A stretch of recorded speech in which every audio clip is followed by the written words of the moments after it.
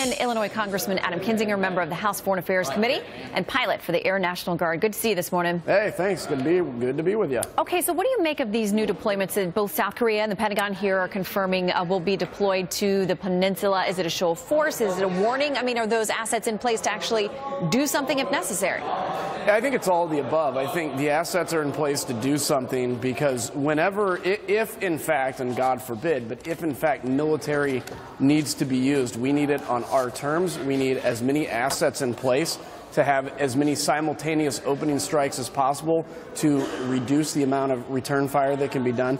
The other thing, though, is I think it sends a very strong show of force, not just to the North Koreans, but to the Chinese. The Chinese have as much of an interest of a not strong American presence in that region as the North Koreans.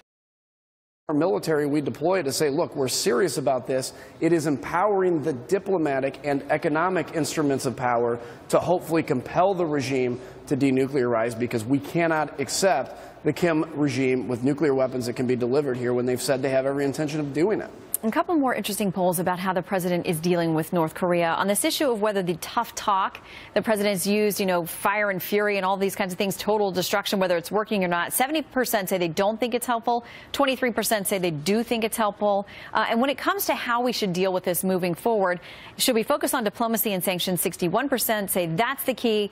27% say threatening military action is actually the key. So what do you make of the administration's strategy for dealing with this regime thus far? I actually think the administration's done a good job. And the poll that says 61% say diplomacy, 23% say military, I actually say it's 100%, and it's 100% that those work together. You can't do diplomacy successfully against an adversary without having a successful potential of a military option. Now, nobody wants to see this, but that is what compels Kim Jong-un to the table. He knows if we use military force, he will die. And so now that's what will hopefully compel him to change his behavior. I think the American people in generally don't ever want to go to war. I think that's completely understandable. But it is pretty interesting that they've said that they're willing to give this president, I think, leverage to do what he needs to do. And I think, frankly, the tough talk, some people are uncomfortable with it. We've had 25 years with this regime of diplomatic talk. I think it's time to try something different, being tough. Otherwise, God forbid, we're going to be forced to go to the military option. Well, of course, you mentioned China, a key player in this whole thing. Secretary Tillerson headed there, the president later this year. How do you think those conversations must go? Because obviously, the key is making China believe that stopping North Korea is in its best interest.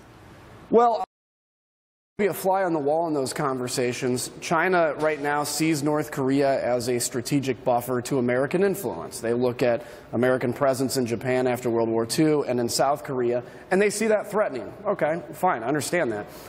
But they, to this point, have said having that crazy regime on their border is more in their interest than a potentially unified Korean peninsula. The United States, I think, needs to make it clear, and is, we're not focused on unification, but we are focused on a denuclearization of North Korea. And by the way, China, we know that 80-some% of all commerce between North Korea into North Korea goes through your border. And we know you can shut it down if you really want to. So I think that kind of pressure and leverage, as well as bringing it to the public, even being on TV and talking about what the Chinese are doing to enable North Korea, puts more pressure on them.